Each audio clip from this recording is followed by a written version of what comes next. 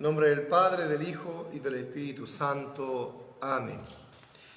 Bienvenidos a los que nos acompañan en esta novena conferencia, novena charla, a los que se están conectados en este momento y también nuestro saludo a quienes verán en otro momento la charla, ya que el video queda grabado en el sistema. Esta es la novena charla de un ciclo de 12 conferencias y hoy día nos toca hablar sobre la Madre de Dios, Madre de la Iglesia.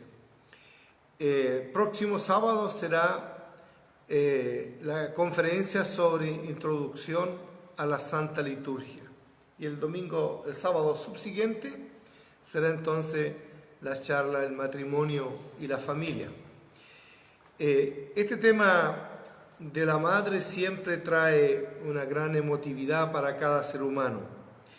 La mamá en nuestros hogares, todos estaremos de acuerdo, es muy importante. Puede haber excepciones, por supuesto.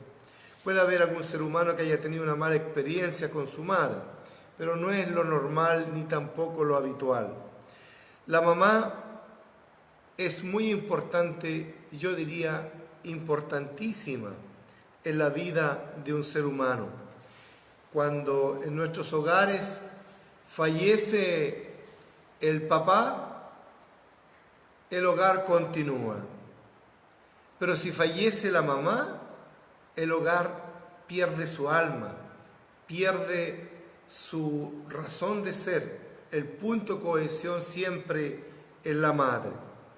Y alguien dijo una vez que una madre puede crear 7, 8 hijos y a veces 8 hijos no son capaces de mantener una madre porque se desplazan la responsabilidad unos con otros.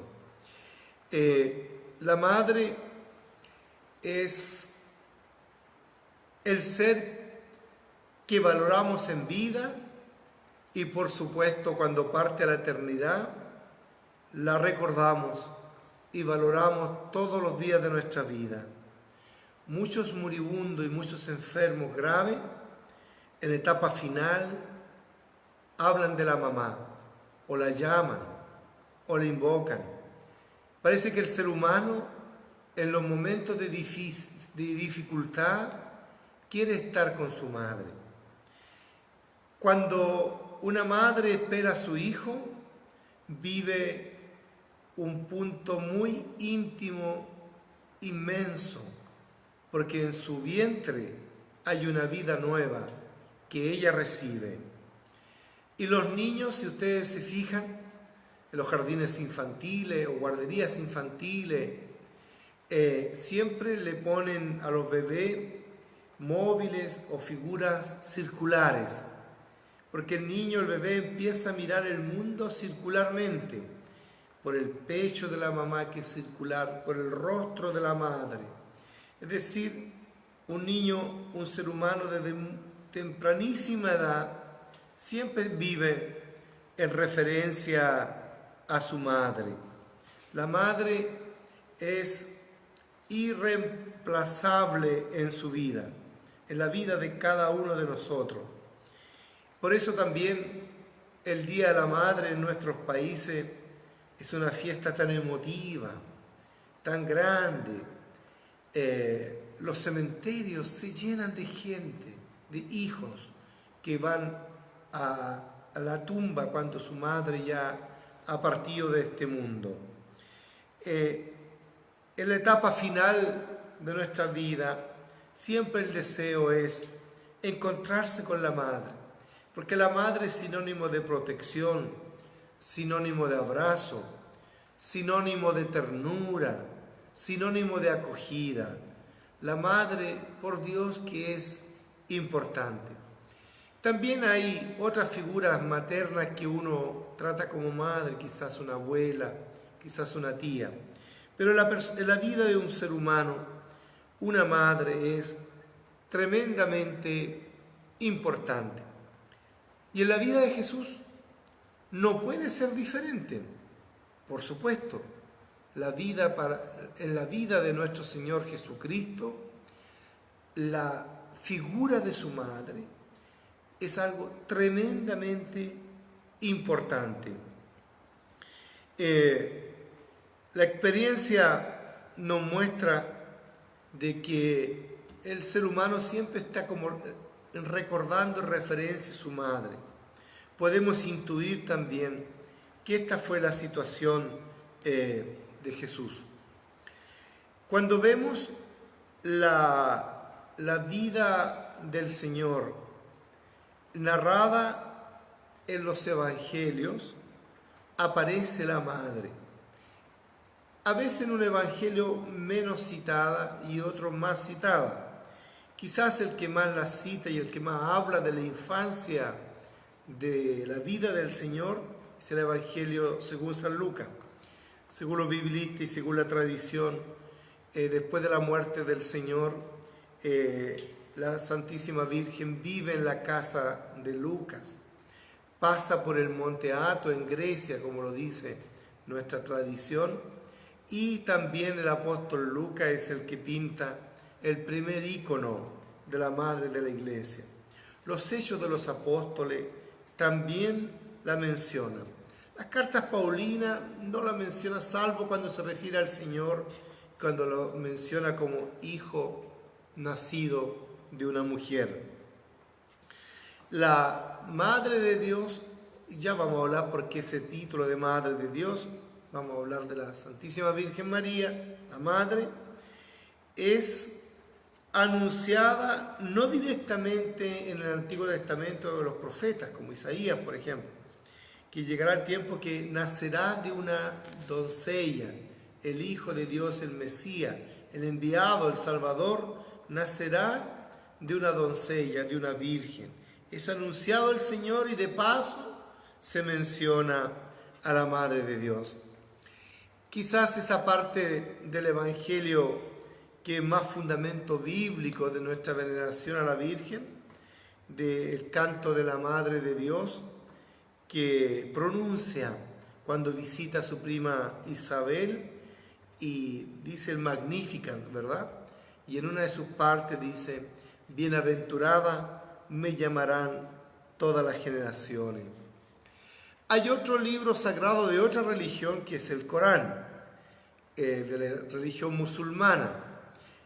En el Corán también citan a la Madre de Dios con el nombre árabe María.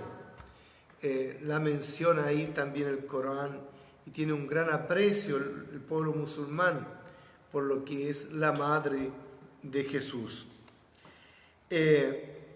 La Madre del Señor, hija de San Joaquín y Santa Ana, o Joaquín y Ana. Según la tradición de la Iglesia de temprana edad, la madre o esta pequeña, esta jovencita, es consagrada en el templo, al servicio del templo, al servicio de Dios. Hay una tradición que menciona sobre esto. En la Iglesia ortodoxa se venera profundamente a la Madre de Dios. También la venera la Iglesia copta, por supuesto la Iglesia Católica Romana de Occidente, y la Iglesia Anglicana también tiene un gran aprecio y veneración por la Virgen. Hay una situación que para el pueblo evangélico en general, muchas veces lo que es la veneración de la Virgen es como una piedra de tropiezo. Quizás no propiamente por la Virgen, sino porque la teología protestante o teología evangélica tiene una escatología distinta a la nuestra, distinta a la escatología católica. ¿Cómo es esto? Escatología que ya parte de la teología que reflexiona sobre lo que está por venir, lo que dice la frase final del credo, y creo en la vida del siglo venidero o del siglo futuro. Entonces, lo que está después de la muerte, lo que está más allá de la muerte, de la historia, se le llama la escatología. Y la escatología ortodoxa, la escatología católica de Oriente y Occidente, considera que cuando muere una persona, su alma vive. queda en espera de la resurrección.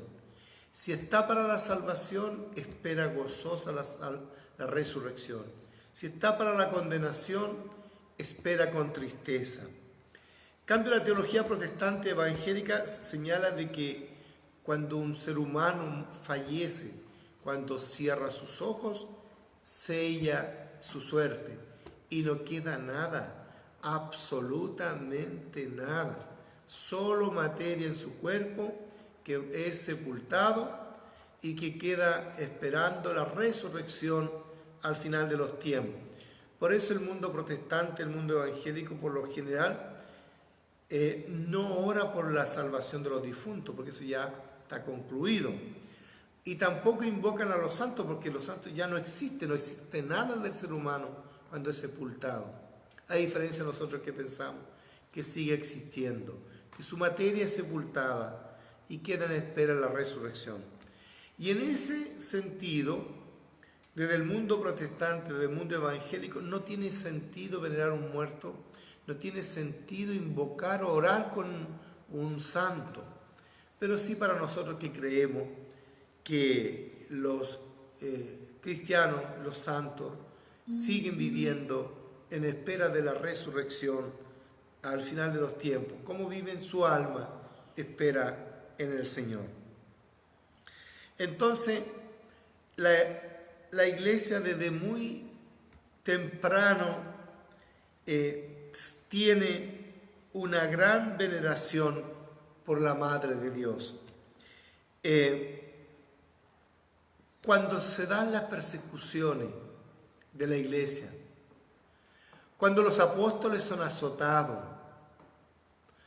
cuando se viven los primeros mártires, cuando anda un apóstol con las heridas en su espalda, ¿quién pondría ahí en la iglesia primitiva el cuidado femenino, la caricia, el curar la herida, preocuparse del sufrimiento?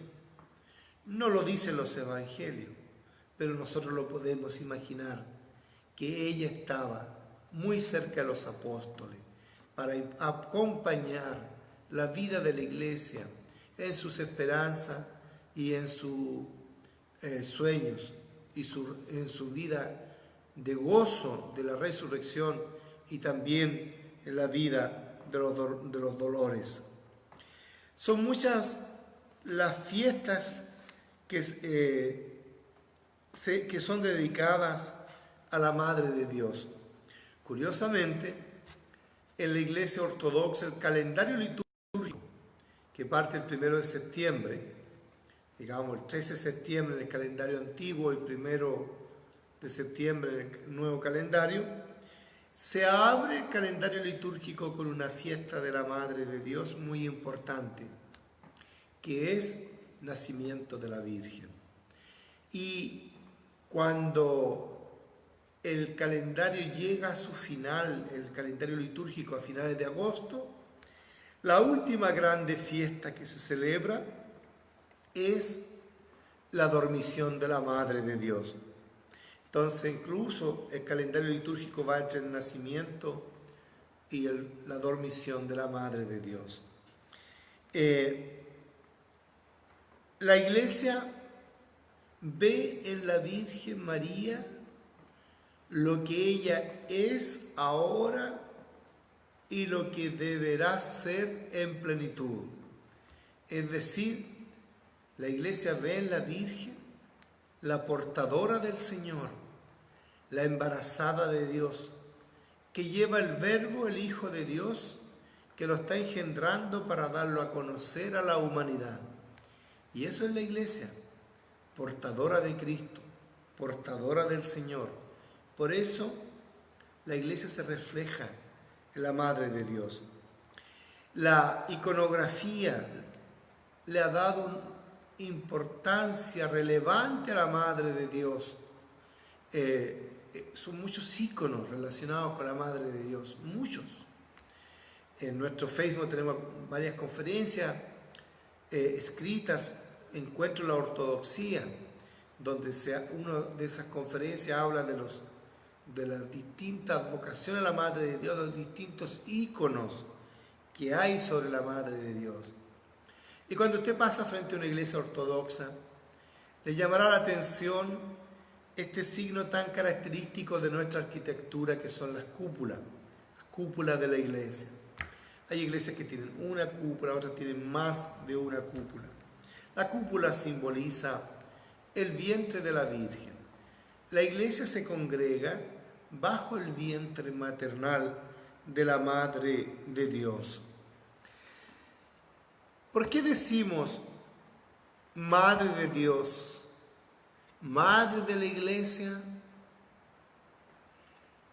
Hay que explicar esto detenidamente. No es que Dios, el origen sin origen, creador de todo, causa sin causa, todopoderoso, omnipotente y omnipresente, no necesita de una madre, sin duda. Pero el sábado pasado, en la charla octava, la anterior a esta, hablamos de Jesús, que Jesús es verdadero Dios y verdadero hombre, que tiene naturaleza humana y tiene naturaleza divina. Y estas dos naturalezas están sin confusión, sin inhibición, sin alteración y sin inhibición. Una no inhibe a la otra, sino que se trata de un ser humano, el Señor, como verdadero Dios y verdadero hombre.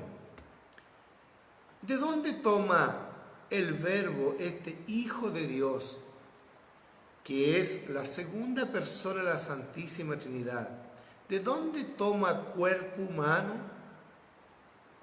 De la Virgen. Entonces el concilio, sobre todo el concilio de Éfeso, y también el concilio de Calcedonia, ¿verdad? Cuando se refiere al Señor, se refiere y lo declara como Hijo de Dios, Hijo del hombre, verdadero Dios y verdadero hombre. Y hubo una gran discusión sobre qué título le correspondería a la Virgen. Si era la Anthropotoko o la Theotoko, es decir, o era la madre del hombre, de Jesús, o también se le podría decir la madre de Dios. Y los padres de la iglesia y el concilio declaró que la Virgen era la madre de Dios en cuanto Jesús es Dios y en cuanto es su naturaleza humana inseparable de la naturaleza divina. Por esa razón se le llama, con justa razón, a la Virgen el título de Theotoko o Theotokos, la que dio a luz a Dios, la Madre de Dios. En cuanto que el Hijo es Dios, ella es la Madre. Obviamente, la Virgen sigue siendo siempre persona humana, no es divina, pero tiene este gran título y reconocimiento de la Iglesia, que le llama la Madre de Dios, la Madre de la Iglesia. También suele llamarse en algunas vocaciones la Madre de la Esperanza, la Madre de los consuelos de los afligidos. También le llamamos la pronta a escuchar, porque desde muy primitivo la Iglesia invoca a la Madre de Dios como la Madre de Jesús. Ustedes saben cuál es el tema preferido para una madre. ¿Cuál es el tema que una madre siempre le es recurrente? Le es recurrente hablar siempre de sus hijos. Es su tema favorito. Aunque tenga dolores de cabeza por algún hijo, la madre le es siempre muy importante. Y la madre siempre está hablando de sus hijos. Por eso que la madre también tiene esa actitud de mostrarnos a su hijo. Revisemos un poquito lo que sería un orden de la presencia de la Virgen en el Evangelio. Tenemos la anunciación. Una jovencita que se le anuncia y se le pregunta si quiere ser la hija, quiere ser la madre del Mesías, la madre del Hijo de Dios. Por supuesto que ella no entendía mucho y pregunta al ángel, ¿cómo puedo hacer si no conozco varón? Ahí cuando el ángel le dice, no temas que vendrá el Espíritu Santo y el Espíritu Santo te cubrirá con su sombra. Entonces, esta jovencita recibe esta elección de Dios tan grande. ¿Y cuál es la actitud de la Virgen? ¿Le cuenta a su mamá? ¿Le cuenta a su vecina? ¿Le cuenta a su prometido? Era muy complicado, porque si se descubre que está embarazada sin el matrimonio, corre un riesgo, ser lapidada, ser mirada, sindicada como adúltera. Y si nace el hijo, podría ser el hijo considerado como hijo de la desdichada. Entonces, ¿qué hace la Madre de Dios? Se abandona profundamente en la voluntad de Dios, guarda profundo silencio y dice el evangelista como un estribillo, y todo lo guardaba y lo meditaba en su corazón. Cuando llega el momento de nacer el Hijo de Dios, hay un momento donde aparece la Virgen en el Evangelio, nacimiento de Jesús en Belén. Y después del nacimiento del Señor, gran problema, tienen que salir huyendo a Egipto, porque Herodes busca al niño para matarlo cuando se le anuncia que ha nacido el rey. Vuelve de Egipto, se sitúa la Madre de Dios con José a vivir en Nazaret. Y después, a los 12 años, aparece nuevamente la Virgen cuando dice que todos los años lo llevaban al Señor a Jerusalén para ciertas fiestas muy importantes. A los 12 años, la costumbre judía, el niño lee la Torá, la sinagoga o en el templo, ¿verdad?, para adquirir su mayoría de edad.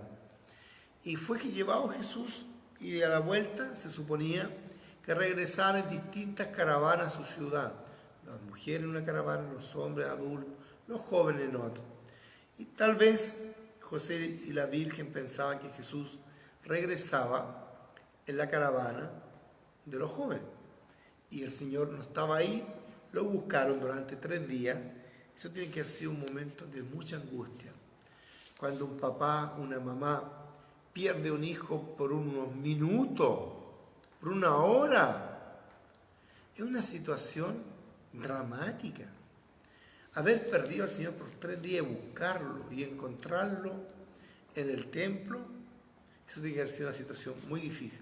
Ahí aparece el Señor en el templo y reaccionó quizás no muy simpático para la Madre de Dios, porque le dice, ¿por qué me buscaba ahí? ¿No sabías que yo debo ocuparme de las cosas de mi Padre? Después el Evangelio no habla más del Señor desde los 12 años hasta la vida ya pública, cuando se aproxima el bautismo y la vida de San Juan Bautista. Guarda el Evangelio, profundo silencio. Y la Virgen vive con José en Nazaret y su esposo y su hijo guarda profundo silencio, tanto que posteriormente se le llama al Señor el Nazareno. Anteriormente también, ¿verdad?, aparece la Virgen cuando visita a su prima de Santa Isabel, porque en la Anunciación se enteró que su prima estaba embarazada, a pesar de la alta edad que ella tenía. Y ella, no arrogándose el honor de ser la madre visitada por Dios, no se arroga ese orgullo, sino que va con una actitud de servicio y acompañar.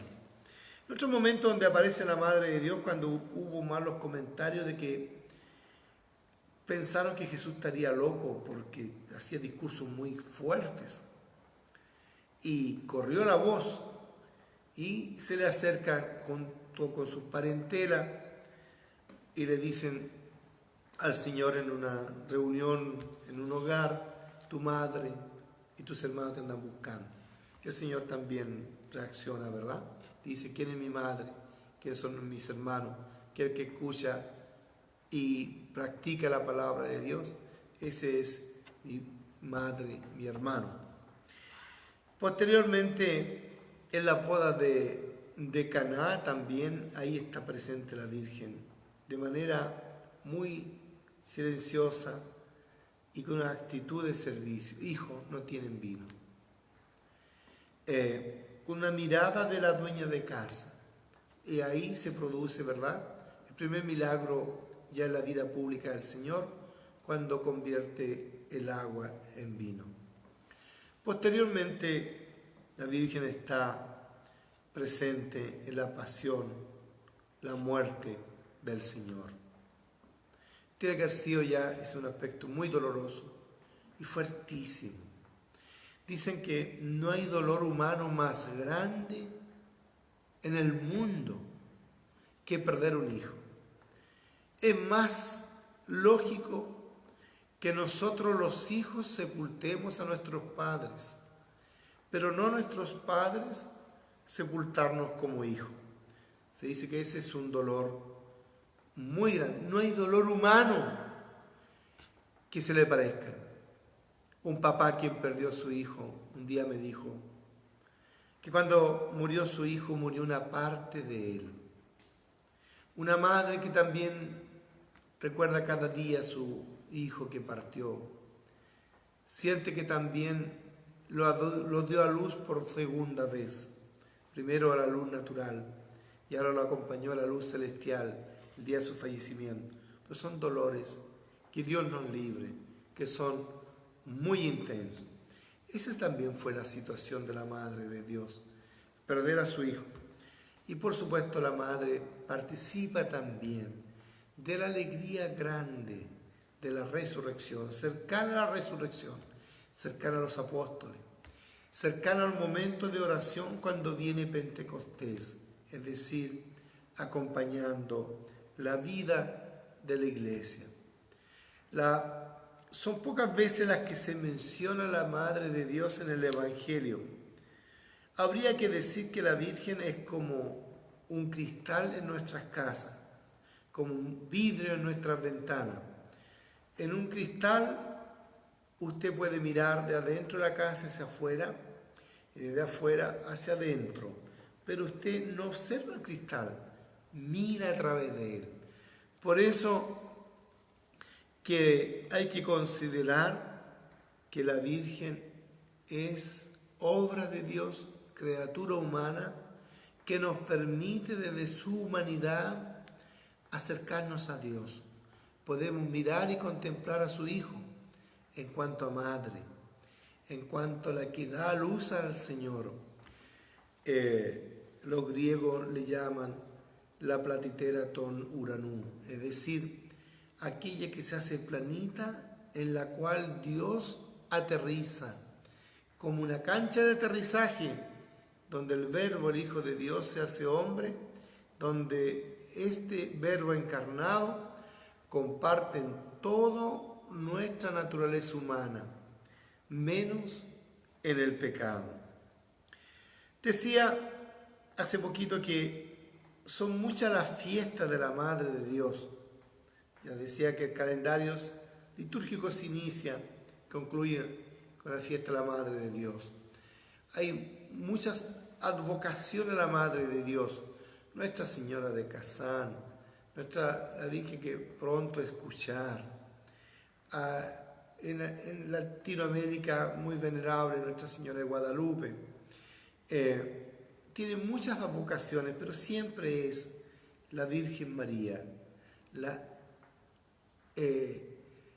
coterránea de Nazaret, la que dio a luz a Jesús y dio a luz al Verbo de Dios para la humanidad. En la Iglesia Ortodoxa también hay un ayuno a la Virgen que se vive en agosto para la dormición de la Madre de Dios. Hay oficios como el acácito a la Madre de Dios. Y en muchas oraciones la Madre de Dios es mencionada. En la Iglesia Ortodoxa no hay ningún oficio litúrgico donde no se mencione, donde no se conmemore a la Madre de Dios, consuelo de los afligidos. Y así como un hijo acude a su madre para recibir su abrazo y consuelo, su escucha y tierna comprensión, así también esta Madre de Dios, Madre de Jesús, acoge nuestra plegaria que dirigimos a ella. A los que tienen dificultades de invocar a la Madre de Dios, a la Virgen María, a los que dudan sobre su poder de la oración a su Hijo, porque la Virgen no es intercesora ante el Padre, sino ante su Hijo. El único intercesor ante el Padre es el Señor Jesús.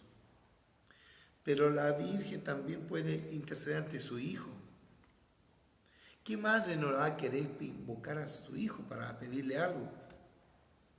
¿Qué hijo no va a querer escuchar a su madre? Los que tienen duda sobre la Madre de Dios, yo les desafío, empiecen a invocar a la Virgen, a pedir con ella a su Hijo, por alguna intención que usted tenga, por alguna tristeza o por algo que le parece imposible, y verá que la Madre ayuda, que la Madre escucha. Yo en lo personal le ofrecía a la Virgen mi vida sacerdotal. Y de temprana edad yo le hice una promesa a la Madre de Dios, que si llegaba a ser sacerdote, en cada tema, en cada sermón, en cada conferencia yo la iba a mencionar o la iba a invocar. Y así lo he hecho. Y he sentido en mi vida este amor maternal tan importante. ¿Podrá haber un hijo bien nacido que se sienta mal porque le veneran y le respetan a su madre? ¿Podrá haber un hijo que se siente rebajado porque exaltan a su madre? Por eso no tenga temor. El Señor nunca será rebajado cuando ensalzamos a la madre. Porque ¿qué hijo se va a sentir rebajado cuando le ensalzan a su madre? Cuando usted contempla un ícono, una obra de arte, se admira y describe o expresa la belleza de esa obra de arte. Con eso está rebajando al artista de esa obra de arte, por ningún motivo. El artista está siendo exaltado en forma silenciosa por esos elogios que usted hace. De esa misma forma,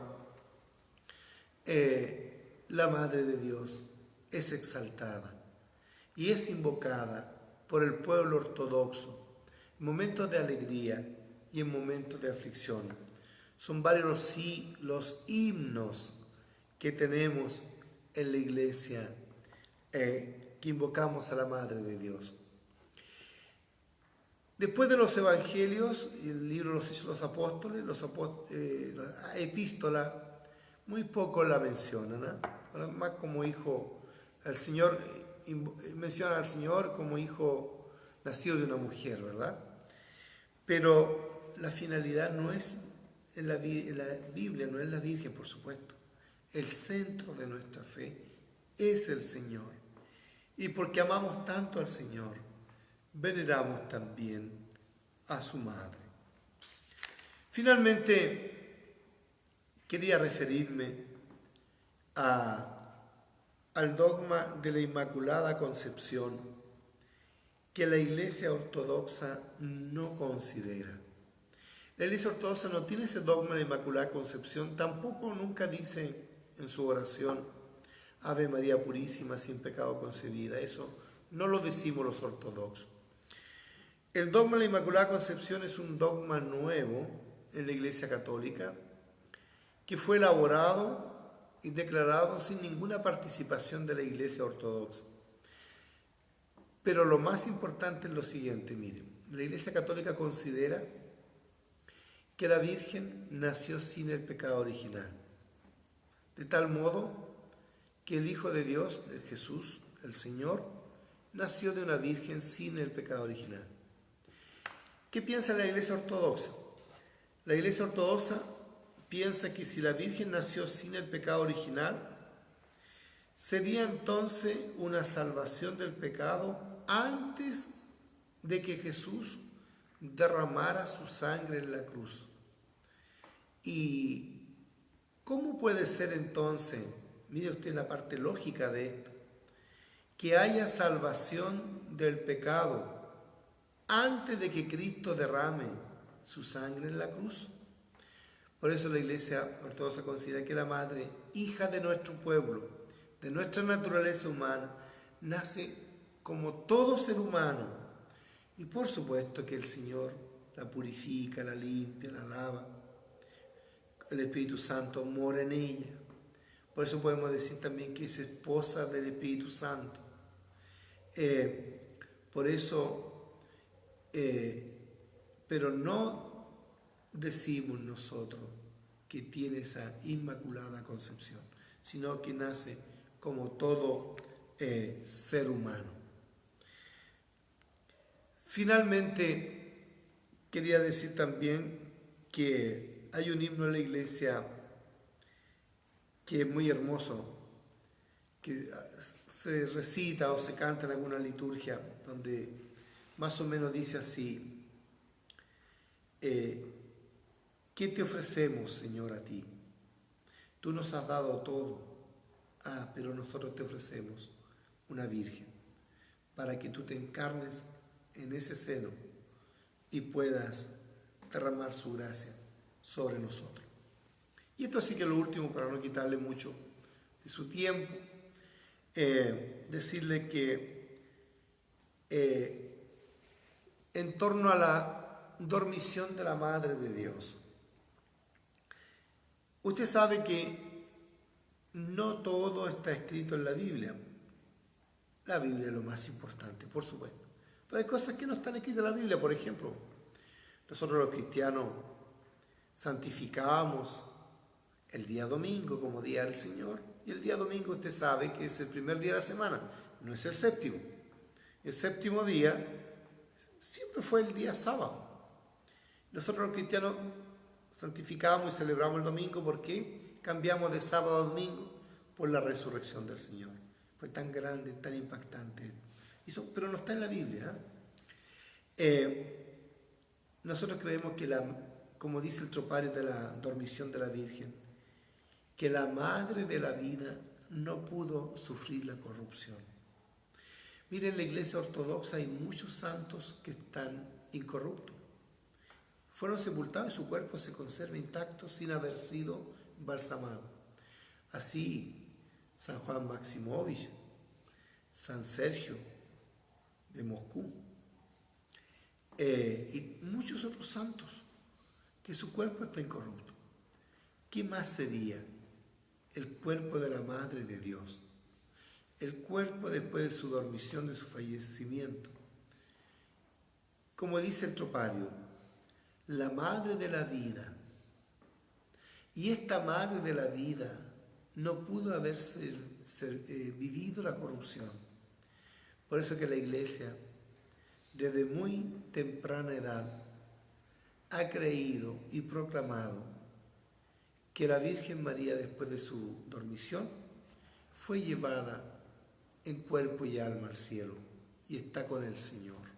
Donde está su Hijo, ahí está su Madre.